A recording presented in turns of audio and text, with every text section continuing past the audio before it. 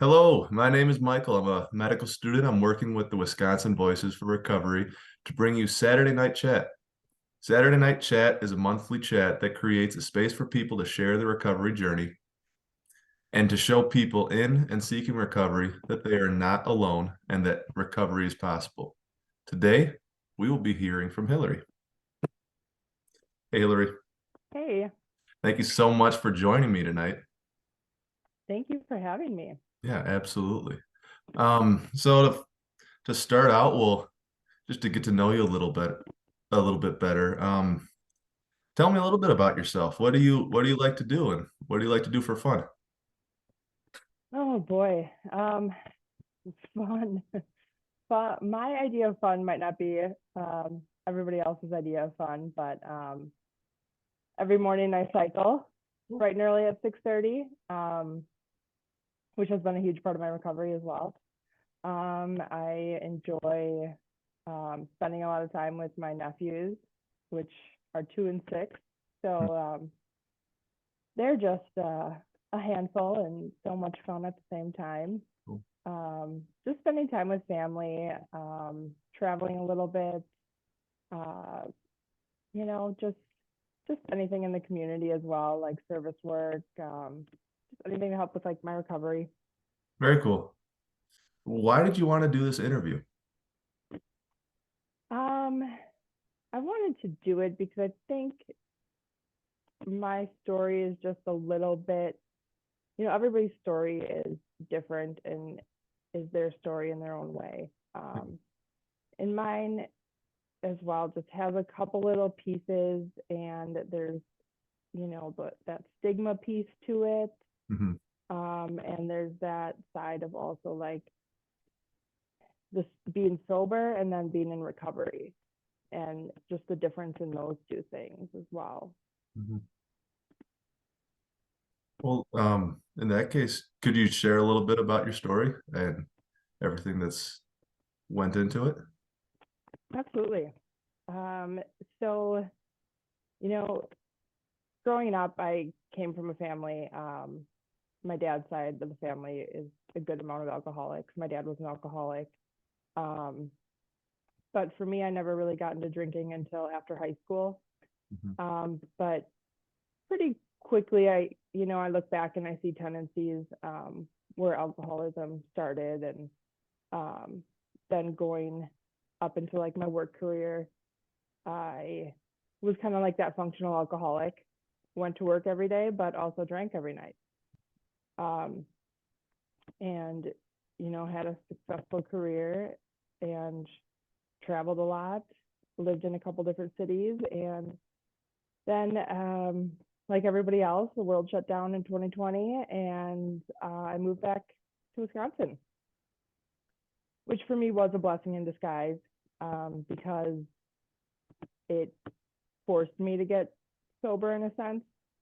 um, I couldn't, I was around my family a lot more, and I couldn't hide the extent of my drinking anymore. So within about 2, 3 months, um, I was reaching out to people and trying to figure out how to get sober. And it got to the point where I went to the emergency room one night because I was very ill. And I believe I was 30. And they pretty much said, like, if you, um, unless you want to, like, get a liver transplant in your 30s, like, you need to stop drinking. So right then and there, I stopped cold turkey. Um, did nothing, did no like, did no programs, did no, you know, inpatient, anything. And that was fine and dandy until a little bit more life happened. And in that time too, like I was probably more of like a dry drunk in a sense of I still like kept the same friends, went out, drank NAs, um, all that kind of stuff. But then in 2021, my dad passed away. And, you know, it was right after my celebrating my 1 year of sobriety. And I didn't relapse right then and there, but I know when I first got sober, like my entire life I've had anxiety my entire life. So I kind of used alcohol as a mask to kind of deal with that anxiety. And I was never one to like really want to talk about feelings or anything like that. So I used alcohol. And then when I took that away, I never really replaced that with any real skills, coping skills or anything like that. So, you know, when my dad passed, there's so much that goes into that first year of, you know, dealing with all of his things, planning all his arrangements. And I, you know, put just threw myself into my relationship, just focusing on everything else but me. And it's also like that first year of like, you know, holidays and all that kind of stuff. And it was right before that first Father's Day, I started which also this time I was bartending. Great choice. Which it was never a problem until it was a problem. Yeah. So I started sneaking drinking, and it really did start with like, you know, a sip of wine. It was like, okay. And then it started with a glass of wine. And then it was like, okay, I handled the glass of wine. And then it went to a bottle of wine. And then, you know, then the hangover comes. And then you start, you know, hiding it from your partner, hiding it from your family, hiding it, you know, because you're ashamed, you're scared. I didn't know how to reach out for help, like dealing with like the depression, the grief, all that kind of stuff. And slowly over the summer, like it exploded a couple of times, and there was little signs that like alcohol in my body just was not mixing, and my mental health. But I did go to Rogers for like 2 days and kind of, you know, checked back out, and then drank again for like another 2 weeks. And then I don't really know what made me stop, but again, just kind of stopped and went through the end of like August and all of September. I had a great September and beginning of November. And all of a sudden, I remember a Friday being really good. And then something made me like take that first drink on that Saturday. And within 48 hours, I was full blown spiral. Like, I don't remember much of October. My psychiatrist did pretty much with all the symptoms and everything that I was going through, was in a full blown alcohol induced psychosis. So that first week, like I don't remember much of anything. I don't know how much I was drinking. I don't know necessarily what I was drinking. I remember going to the emergency room one of the nights. I was very paranoid during this time. It felt like, in a sense, like my brain was like on fire. It felt very out of body, like I couldn't control anything and I couldn't get out of it. I remember going to, it was kind of like a little crisis intervention at my house, with the police, and my cousins drove me to the emergency room, and I was threatening to jump out of the moving vehicle. They got me to the emergency room. kind of like a crisis intervention there. I don't really remember it. But I was suicidal, and the emergency room let me walk out by myself and take an Uber home.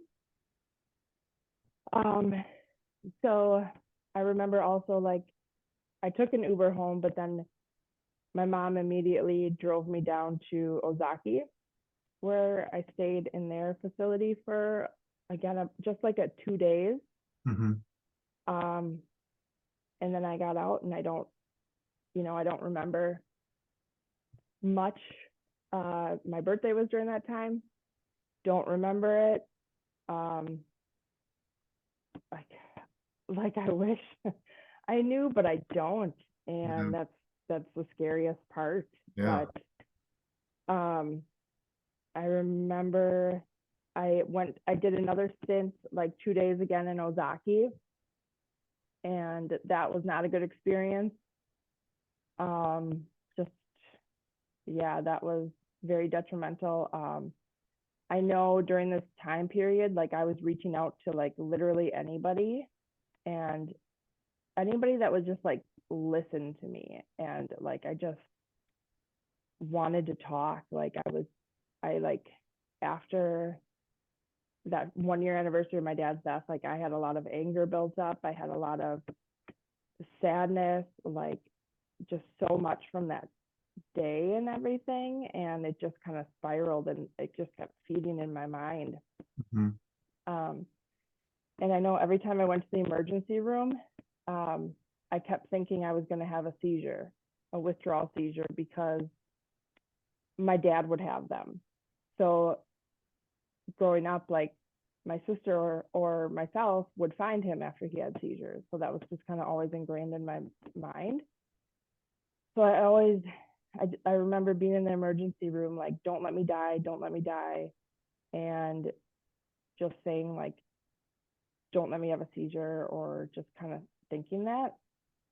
But a lot of people that did have conversations with me were like, I was talking to you, but you were not there. Yeah. And that all led up to November 10th of last year, that I can't tell you what happened during the day. I know that at night, the ambulance was at my house. It took them a while to get me in the ambulance. I did get to the hospital. My blood alcohol was a 0.44, so a lethal level. I know the hospital kept me for monitoring overnight, but they didn't really give me any, like, fluids or any type of, the, like, Ativan type stuff. Mm-hmm. And then the next morning, they said, because I wasn't in withdrawal bad enough, they were going to let me leave. But at this time, I did not have my cell phone. I didn't have my wallet. And I didn't have shoes. I didn't have pants. So they gave me some paper pants. They gave me an extra pair of socks. And they gave me a bus pass and a map to the bus. And at this time, like, I was shaking so bad already. So withdrawal was definitely already starting. Yeah. And this was all of 4 weeks of drinking heavily. Yeah. And I got home. I spent that day in bed, shaking so bad. I did not know, like, what was going on. It wasn't like that a hangover. I couldn't hold my phone up. I could barely stand up. And it got to the point where I was like, something's wrong. You just kind of knew. And nobody at that time could come pick me up. And, I don't blame them too. They didn't really understand fully what was going on. So they just, assumed, here we go again. Mm-hmm. And I made the decision to drive myself back to the emergency room. And I got there, I checked in. and all I did was sit down, and next thing I know, I woke up in the back after having a seizure. Hmm. And spent the next 3 or 4 days in ICU, being like fully medically detoxed. So after that, was like, it was what I truly needed to come out of that psychosis that I was in. Wow. And yeah, it was just the most terrifying thing I've ever been through. Yeah. And after that, I got out and I did a PHP program. I did an IOP program. I started doing AA meetings, and just, working with my psychiatrist. About a month after my seizure, I started cycling, and that became an everyday thing. Yeah. I very quickly started doing service work with AA and doing like meetings in the jail, and working with women who are incarcerated, and even an opportunity arose that to be a recovery coach. Mm. So I did that training and am currently a part-time recovery coach and helping other people, which has truly like been one of the most rewarding parts of this whole experience. I as awful as it was, like, I'm extremely grateful for what it was, and kind of like, as crazy as it sounds too, I don't know what the purpose all of it was for, but it did bring me back to like my higher power, my God. It gave me a sense of purpose. Yeah.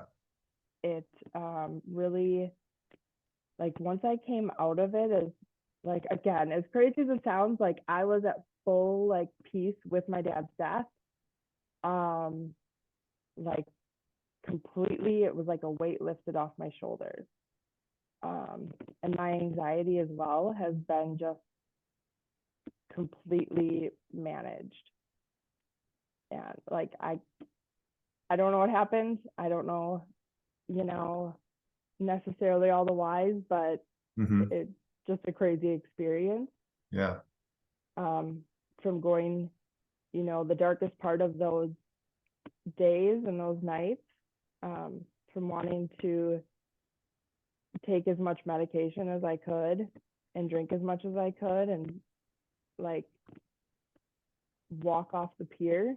It got to that point because that seemed like an easier choice than what I was going through, to like where I am today. It just, I couldn't be more thankful and grateful. Yeah. That's an incredible journey, and I want to congratulate you for how far you've come. That's certainly incredible. I've got a lot of questions that I'd love to ask you about all those different parts of that, and I really don't know where to start. And I suppose just going back sort of to the beginning of your journey, when you're talking about that initial downslope, where it's maybe the slippery slope that's leading you one thing and then to another. Certainly you reached a point at which it was kind of your bottom and then you kind of came out the other end. But on that initial downslope, do you think there was anything that you could have done differently or that you might advise others to do when they're in that sort of process right there? I don't think for me anything I could have done differently. Like, I want to say yes, I would have reached out for help, or I could have reached out for help, but Yeah. like, I know I didn't have those tools that I have now. Yeah. I didn't have that AA program. I didn't have those that sponsor to reach out to, anything like that. or anyone that like truly understands addiction and that cycle and that obsession of it. Um, but other people, like if you have that opportunity to reach out to somebody, and I would say just take it as hard as it is. Um, look up resources. Um, if yeah, I mean that's probably the biggest one is just reach out to somebody. It's not an easy thing to do. Yeah. I didn't know how to ask for help. Hmm. Um, but there are people that will listen to you, and um, places out there that you can go. Like, how did you learn how to ask for help? Or is it still a difficult process now if you find for whatever you're dealing with in life? That would be the PHP program, the IOP program, the hours spent in there. Okay. Um, the rooms of AA. Yeah. Um, those have really given me the tools to reach out and just ask for help. Yeah. You don't have to do it alone. Hmm. And when you are reaching out or when you were talking about how you wished you could just talk to someone, what did it really mean for you to talk to people? Was it just a way to, was it for them to give you feedback, or was it just so you could talk about your own frustrations and the things that you wanted to just get off your chest at the time? Looking back, I think it was just more the frustrations and the stuff I just wanted to get off my chest. Mhm. Like I said, anybody that would listen, um, just answer a phone call, sit with me. Um, they knew something was wrong. They knew what I was going. They knew something I was going through, but they didn't necessarily know what it was. Yeah. Um, but they listened, and I'm grateful that they did. Yeah. Um, but yeah. And I'm I'm sure there will be people that are watching this that have loved ones that they would like to help. Would you, for Mhm. those individuals that maybe aren't dealing with it personally in their own life, but sort of within a loved one's life, do you find that it's helpful to receive like sort of suggestions or feedback, or do you find it's more helpful for them to just listen and be sort of a solid rock or foundation for them? Um, I mean, I think it's a little bit of both. It's kind of that murky water of Yeah. Yeah. pushing someone, or Absolutely. giving ultimatums, Mm. or um anything kind of like that. um it's if they're to listening, um that's a beautiful thing. Mhm. um they can always approach it with resources. Yeah. um I know my family had no clue where to go. They Mhm. had no clue who to turn to. They felt very like every time they went to the emergency room or took me in somewhere, like they didn't get any help. They didn't get any understanding or like what to do with me, basically, because nobody would do anything. And a lot of times in the emergency room, it's like, oh, they're too intoxicated. They're not bad enough. They're, Mhm. just those things that you hear. And my family was very, very lost. So maybe if you could go back in time and just be telling your family what you know now, where would you tell them to turn to? Like, who should they reach out to first and foremost, or what organization would maybe help facilitate this a little bit? Um, well, for me, I work at Lighthouse Recovery Community Center, and Okay. you know, we offer those resources to people, and Mhm. just where to go, where to start. And even if somebody walks in there and with a problem, we can kind of help guide them in the direction that they want to go, whether it Mhm. be, meetings, if they need inpatient treatment, if they need detox, all that kind of stuff. And, Yeah. that family, for families too. Like, you don't know how bad it is, and you don't know if your person needs detox first. Um, if they can just go straight to treatment, all those kinds of things. Yeah. Yeah. And you've mentioned multiple times now like how you're really involved in the community now, how you're not just attending meetings, but you're sort of facilitating different parts of it. Mm-hmm. And I guess do you find that helping others sort of helps you in like along your road as well? 100%. Um, Doing the meetings in the jail with the women, I always say that I get more out of it than they probably get Hmm. out of it from me. I always leave those meetings like my cup is overflowing. Yeah. Um, so I absolutely enjoy it, and I love when I get to see, you know, some of the one-on-one mentorship um, that they get out and they're succeeding and they're in a program, and they're working their sobriety. No, that's really cool. Um, and I guess just in general, talking about all these different programs and what's been helpful for you, what are some things that have been less helpful that maybe you tried or that others suggested that you just found didn't work for you? Um, well, like I guess in the throes of it, just that always that push of people, or those that ultimatum type. Mm.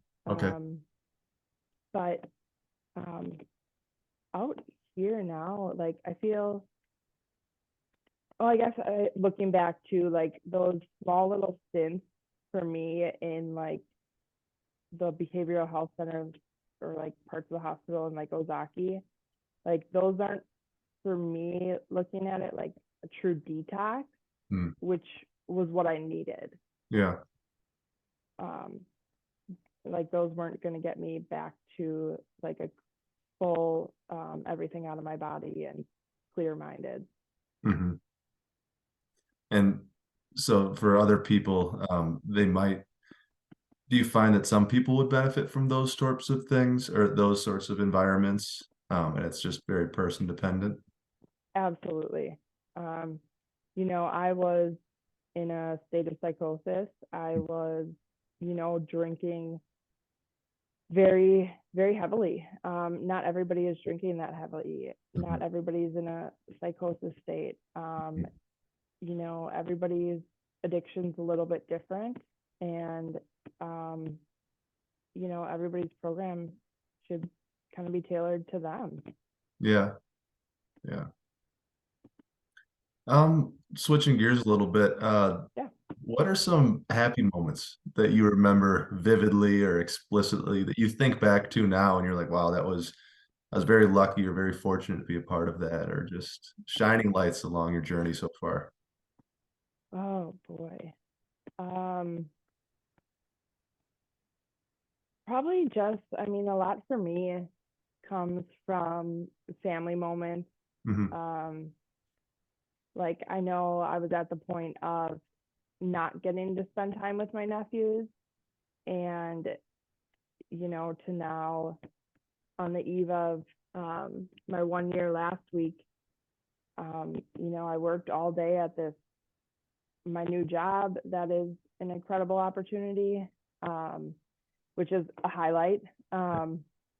But like just getting home late, but going over to see my nephews, and like they're fighting over who gets to sit on my lap. Like those are the moments I look at and I'm like, they almost didn't have, their aunt. And I almost didn't get to share these memories with them.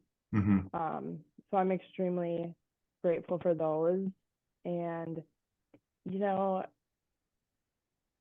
cycling has been such a big, huge part of my recovery, with Bold Cycle. And the instructors there have um, pushed me. They have they've celebrated me. Um, you know, they've celebrated me every month. Um, We celebrated at a year. Mhm. It's just all the little wins. Yeah. So there's all those big moments that are shiny and they get put out, everywhere, but it's really like the little things now that are all the, are really the big things. Like just being grateful for all the things you overlooked Yeah. and being able to really see that stuff now. Yeah. And you started just going off of some of your answers, but what sort of hopes do you have for the future? Mm. Um, Continue my sobriety journey. Actually, one lady in a jail meeting said, whatever you put in front of your sobriety, you will lose. Hmm. So just first and foremost, putting my sobriety first. But, continuing just family and working in the community, working to end like, stigma and, putting your story out there isn't always easy, but Yeah. I feel like if it helps one person, if it helps one person, whether reach out to somebody else or if they reach out behind the scenes to me, like that's all that matters. Like I can deal with, you know, people saying whatever they want to say. Um, I'm okay with that, putting myself out there. But some people are not. And yeah, they just need to know that everybody goes through stuff, and it's not your average like what people think of addiction is that like dirty person Yeah. on the street. um it's anywhere from your neighbor, your coworker, just it can be anybody. Yeah. And you know finding somebody that you can relate with.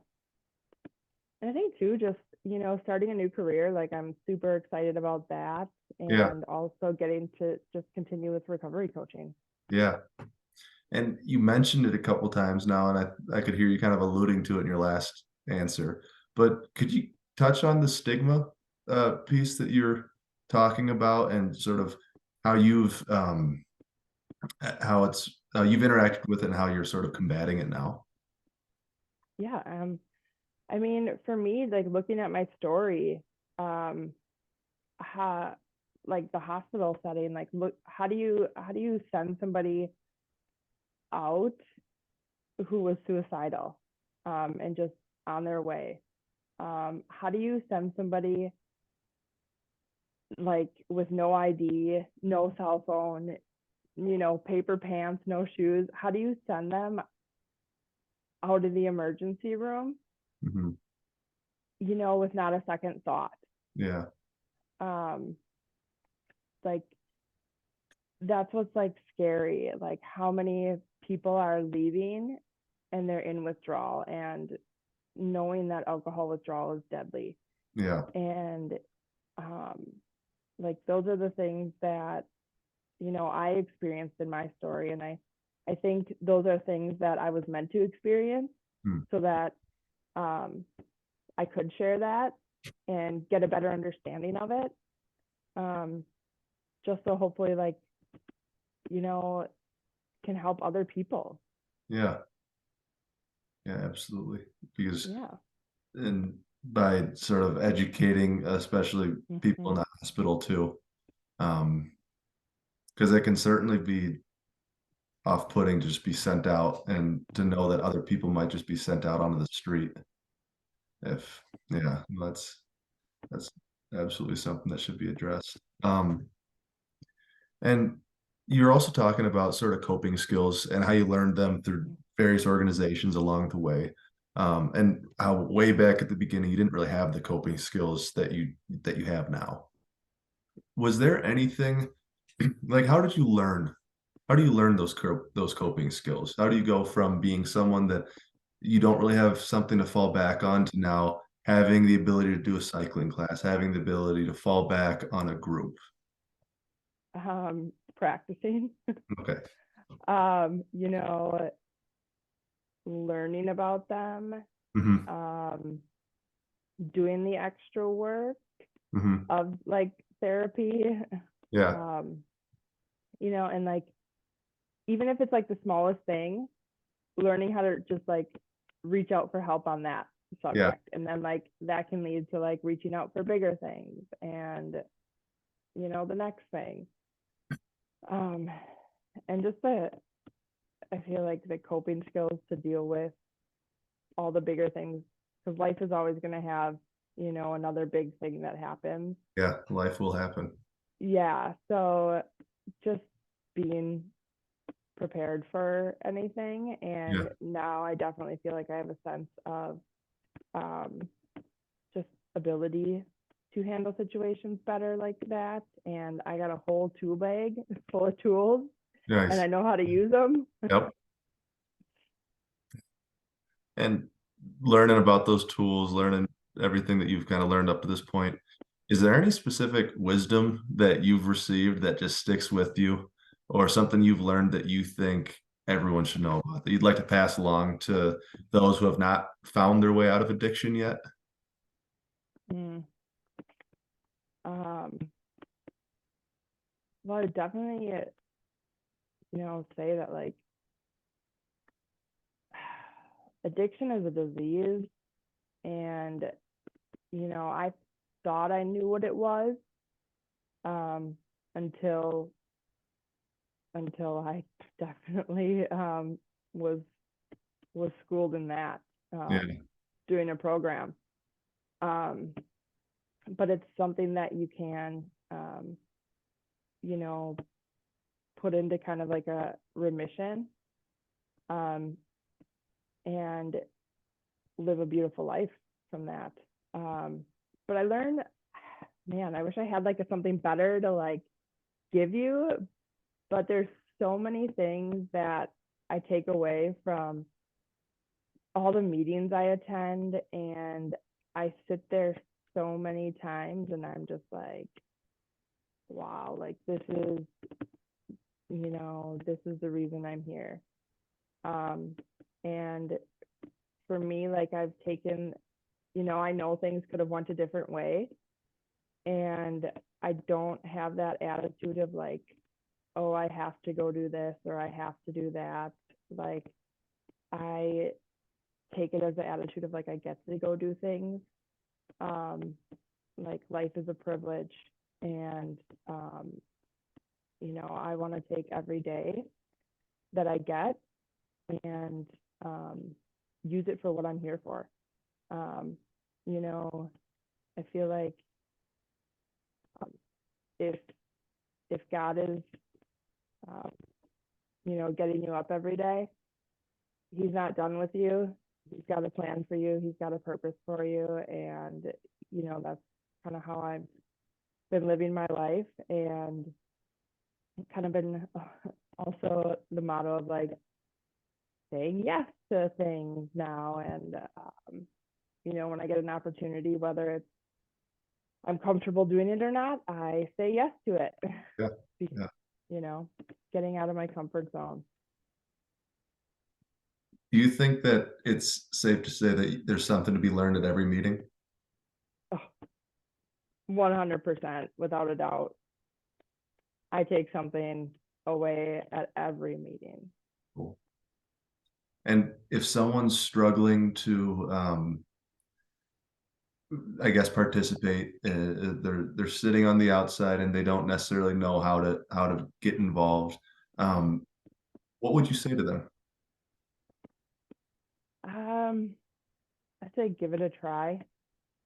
Um, and if you know somebody like in a program, um, just ask to go with you. Mhm. I mean, walking through those doors is the first hardest thing, and um, once you do it though, you become a stronger person, and the people that are in those doors and in those meetings, um, I found to be some of the greatest people I know, um, the most genuine people I know.